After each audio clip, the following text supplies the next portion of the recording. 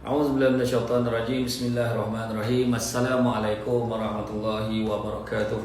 Alhamdulillah, syukur kepada Allah Subhanahu wa taala kerana dengan limpahan dan izinnya dapat kita bersama-sama sekali lagi seperti biasa di dalam kuliah subuh pada pagi ini, yang mana kita akan membincang kejap. Okey, pada yang ikut Instagram, terima kasih banyak. Sebelum saya mulakan kuliah subuh, kita akan sambung kitab Muka Syafatul Qulub daripada Imam Al-Ghazali, yang mana kita akan sambung tajuk memusuhi syaitan. Sebab tajuk ni panjang. Hari tu kita dah sampai dah bercerita tentang macam manakah kisah syaitan yang menyamar menjadi salah seorang kabilah yang masuk mesyuarat kabilah-kabilah kafir Quraisy ni, puak-puak kafir, yang kabilah-kabilah Quraisy yang berbincang tentang apa nak dilakukan dengan Nabi Muhammad SAW. Jadi syaitan ni bila dia menyamar, dia boleh hasut lain, akhirnya bersetuju untuk bunuh Nabi kita. Itulah jahatnya syaitan ya. Jadi sebelum saya sambung, saya ucapkan terima kasih banyak kepada semua yang masih lagi terusan menyokong Susu Kamil Al-Amr, dan begitu juga saya ucapkan terima kasih kepada semua subscribers. Dan siapa yang belum subscribe YouTube saya ya, Syamsul Debat TV, boleh mula subscribe. Rugi sebab di YouTube anda semua dapat tengok lah macam-macam masa terbaru. Lepas tu boleh tengok apa yang saya buat sepanjang minggu kan. Jadi nanti boleh sama-sama saksikan jadi jangan lupa subscribe subscribe, jangan lupa. Jadi tuan-tuan dan puan-puan sekalian, kita sambung Kemudian apabila dalam kes yang syaitan tadi, yang dah berbincang dengan kabilah-kabilah tadi dah menghasut, dia menyamar jadi seorang tua kononnya daripada Najd, yang mana dia menghasut yang lain supaya membunuh Nabi. Semua bersetuju nak bunuh Nabi dah. Kemudian apabila malam yang sama, Jibril AS datang dan berkata kepada Nabi Muhammad SAW, malam ini jangan kau tidur di tempat biasa. Ketika malam tiba, Nabi SAW meminta Ali agar tidur di tempat baginda dan memakai selimut baginda. Maka Ali lah orang yang pertama yang mengorbankan dirinya di jalan Allah SWT menjaga Rasulullah SAW. Dalam hal ini Sayyidina Ali radhiyallahu anhu bersyair, ku korbankan diriku menjaga manusia terbaik dari tipu muslihat mereka yang jahat. Di gua amanlah Rasulullah terjaga dalam penjagaan Allah. Rupanya mereka tak inginkan jiwaku yang telah kukorbankan. Tuan-tuan dan puan yang dirahmati Allah sekalian, maknanya Sayyidina Ali sanggup tuan-tuan. Bukan senang tuan-tuan nak menggantikan Nabi duduk kat tempat tidur. Tuan-tuan, duduk kat tempat tidur, nak tengok keadaan dia. Orang nak bunuh Nabi macam kita lah, orang nak bunuh dia minta kita ganti dia. Tuan-tuan sanggup ke tak? Cuba cakap. Tak ada siapa yang sanggup tuan-tuan kan. Tetapi begitulah pengorbanan sahabat kepada baginda Rasulullah SAW. Kemudian Rasulullah SAW keluar, rupanya Allah membuat mereka buta sehingga tidak dapat melihat baginda. Rasulullah SAW menaburkan debu kepada mereka sambil berkata, Yasin fa'ausyainahum fahum la yubsirun. Kan? Kalian menunggu siapa di sini? Kata mereka, jawab Muhammad. Ada datang seorang lelaki yang nampak Nabi berlalu di hadapan tentera tu, kan? Lalu daripada dekat depan tentera tu, kemudian mereka semua tak nampak Nabi. Nabi si ambil dembu letak kat kepala mereka, nak tunjukkan bila Allah bantu kita, apa pun boleh jadi, tuan-tuan dan puan-puan sekalian ya. Jadi kemudian salah seorang yang nampak Nabi lalu dekat depan tentera, pergi dekat tentera tu. Dia kata, kamu menunggu siapa? Kami menunggu Muhammad. Orang itu mengatakan, Muhammad telah keluar dan menaburkan debu di atas kepala kalian. Apakah kalian tidak melihat? Lalu mereka meletakkan tangan atas kepala, dan memang benar di atas kepala mereka ada debu.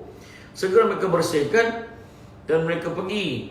Tengok tinjau, rupanya bila dah pagi, tuan-tuan dan puan-puan sekalian, bila ditinjau, tengok rupa-rupanya Sayyidina Ali yang berada di atas katil Nabi SAW dan mengenakan selimut baginda. Mereka mengatakan, bila ditinjau dia nampak elok berselimut. Dia ingat tu Nabi kita. Yang malam tu, yang bila-bila dah lelaki ni tegur tadi, dia pergi tinjau, tengok ada ya dalam tu. Dan dia ingat tu Nabi tu. Pagi esok tu baru dia tahu yang tu adalah Sayyidina Ali. Mereka mengatakan Muhammad sedang tidur berselimut. Demikianlah keyakinan mereka sampai pagi. Namun kemudian bila Sayyidina Ali bangkit dari tempat tidur Rasulullah SAW, maka mereka berkata, sungguh kami percaya apa yang telah diceritakan kepada kami. Pada peristiwa inilah turunnya ayat Allah dalam surah Al-Anfal ayat 30, yang bermaksud ketika orang-orang kafir yang memperdaya engkau supaya mereka memanjakan engkau atau membunuh engkau. Jangan sedih Janganlah kita sedih setelah susah pasti mudah. Setiap sesuatu ada hikmahnya. Kita sekadar merancang, Allah juga menentukan. Kemudian Allah mengizinkan Nabi-Nya berhijrah. Ibnu Abbas radhiyallahu anhu berkata tentang ayat, katakanlah ya Tuhanku, masukkanlah aku ke tempat masuk yang besar, dan keluarkanlah aku dari tempat keluar yang benar, dan adakanlah untukku dari sisimu kekuasaan yang menolongku. Surah Al-Isra ayat 80. Bahawa Jibril menyuruh Nabi SAW agar mengambil Abu Bakar sebagai temannya. Kau ajak Abu Bakar sekali. Al-Hakim radhiyallahu anhu merawikan dari Ali radhiyallahu anhu bahawa Nabi SAW berkata kepada Jibril alaihissalam, siapa yang akan berhijrah denganku? Jibril menjawab, Abu Bakar. Nabi SAW juga mengkhabarkan dan memerintahkan kepada Ali agar tetap tinggal sepeninggalan baginda untuk membayarkan hutang baginda. Duduk situ, kan, selesaikan apa yang patut selesai untuk Nabi. Bila hutang ni macam-macam lah, so selesaikan apa yang boleh diselesaikan. Kemudian At-Tabrani radhiyallahu merawikan dalam cerita Asma, Nabi SAW menziarahi kami di Mekah 2 kali sehari, petang dan pagi. Tapi pada satu hari baginda menziarahi kami di siang hari. Aku berkata, wahai ayah, Rasulullah SAW tidak muncul pada waktu biasa. Abu Bakar berkata, demi Allah, ini pasti ada sesuatu. Aisyah radhiyallahu anha berkata, benar Rasulullah SAW datang minta izin masuk. Lalu Abu Bakar mengizinkan baginda masuk dan membentangkan tikar untuk baginda duduk. Setelah duduk, Rasulullah SAW berkata kepada Abu Bakar, sebaiknya orang yang berada di sisimu keluar saja. Abu Bakar menjawab, mereka keluarga. Sebaiknya yang berada di sisimu keluar saja. Abu Bakar menjawab, mereka keluarga engkau, yakni Aisyah dan Asma. Dan Nabi SAW bersabda, aku telah diizinkan keluar. Abu Bakar bertanya, apakah aku boleh menemanimu ya Rasulullah? Nabi SAW menjawab, tentu sekali. Aisyah berkata, kulihat Abu Bakar menangis kegembiraan. Maknanya bila Nabi kata aku telah diizinkan keluar, maknanya dah dapat perintah lah, boleh keluar daripada Mekah. Jadi kemudian Abu Bakar kata, boleh tak aku temankan engkau? Maka Nabi kata boleh. Nabi kata boleh, terserah, tentu. Maka pada ketika itulah Aisyah berkata dapat melihat wajah ayahnya Sayyidina Abu Bakar menangis kegembiraan. Lalu Abu Bakar berkata, ambillah salah satu dari tungganganku ini. Rasulullah SAW menjawab, tidak, jika aku mahu, mesti aku beli. Ini adalah disebabkan kemurnian hijrah Rasulullah SAW dengan segenap jiwa dan hartanya. Aisyah radhiyallahu anha berkata, kemudian kami menyiapkan bekalan untuk perjalanan mereka hingga mereka sampai ke Gua Thur dan bermalam 3 malam di situ. Dirawikan bahawa mereka keluar pada malam hari dari lubang rumah Abu Bakar ke gua. Juga dirawikan bahawa Abu Jahal bertemu dengan Nabi SAW dan Abu Bakar, namun Allah SWT menutup matanya. Ada riwayat menyatakan memang tak sempat dengan Abu Jahal, tapi Allah tutup mata Abu Jahal pun tak nampak. Sehinggalah mereka berlalu. Asma berkata, Abu Bakar keluar membawa 5,000 dirham. Ketika orang Quraisy kehilangan jejak Rasulullah SAW, mereka mencari baginda ke seluruh Makkah, atas sehingga sampai ke Gua Sur. Tapi bila sampai ke pintu gua itu tiada kesan ada manusia di dalamnya. Pihak Quraisy sanggup membayar 100 ekor unta bagi orang yang dapat membunuh baginda. Dirawikan ketika Nabi SAW bersama Abu Bakar telah masuk ke dalam gua, Allah SWT lalu menumbuhkan pohon-pohon kayu di pintu itu untuk menutupi pandangan orang-orang kafir. Allah menyuruh labah-labah membuat sarangnya di pintu gua, serta 2 ekor merpati membuat sarang di situ. Demikian itulah dia dapat mengelabui mata kaum musyrikin. Kemudian salah seorang dari mereka pergi mendekati gua. Dia melihat 2 ekor merpati. Segera dia kembali kepada teman-temannya dan berkata, aku melihat 2 ekor merpati bersarang di situ. Jelas tidak seorang pun berada di dalamnya. Ucapan itu didengari oleh Nabi SAW hingga baginda tahu bahawa Allah SWT melindunginya. Yang lain berkata, masuklah ke dalam gua. Umayyah menyahut, apa perlunya masuk gua? Di situ kulihat ada laba-laba. Jika Muhammad masuk, tentu telur merpati itu pecah dan rumah laba-laba itu rosak. Ini lebih aneh. Ini mukjizat tuan-tuan dan puan-puan sekalian. Bayangkan bagaimanakah pohon-pohon kayu boleh tumbuh, merpati membuat sarang, dan laba-laba menutupi pintu itu. Alangkah indah syair Ibnu Naqib, pencinta sulaman sutra, indah memakai bila saja. Labah-labah menyulamnya indah sekali di atas kepala baginda Nabi SAW. Imam Bukhari dan Muslim merawikan dari Anas bin Malik radhiyallahu anhu, dia berkata, Abu Bakar bercerita kepadaku. Dia berkata, ketika kami berada di gua, aku berkata kepada Rasulullah SAW, jika salah seorang mereka menjenguk ke pintu itu, tentu nampaklah kita. Lalu Rasulullah SAW berkata, engkau menyangka kita berdua berada di sini, tetapi Allah sentiasa bersama dengan kita. Innallaha ma'ana. Allah bersama dengan kita, tuan-tuan muslimin. Ini pengajaran daripada kisah ni, tuan-tuan muslimin. Kita dalam keadaan kita kesedukan dan kita kusut banyak masalah, ingat Allah bersama dengan kita. Berserahlah kepada Allah. Kerana Allah adalah penolong yang terbaik.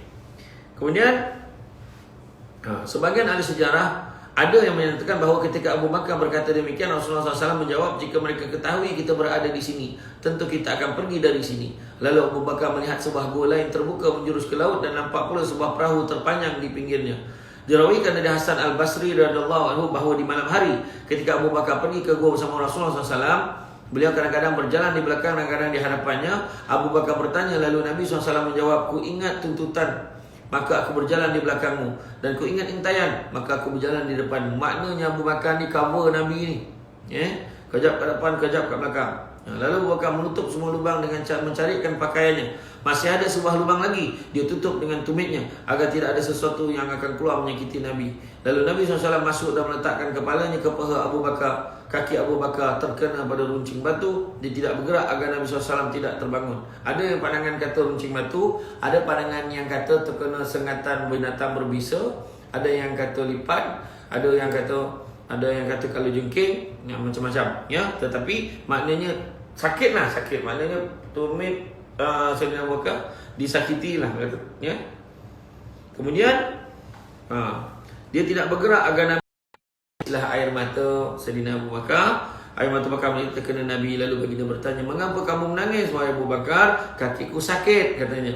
Lalu Rasulullah SAW mengusap luka itu dengan air liur baginda sehinggalah rasa sakitnya hilang. Alangkah indah kata hadis, kata Hasan Ibnu Sabit yang menyatakan dalam satu syair, pendamping berdua dalam sebuah gua, musuh mengepung mendaki gunung, cintanya kepada Nabi tidak ada yang membandingi.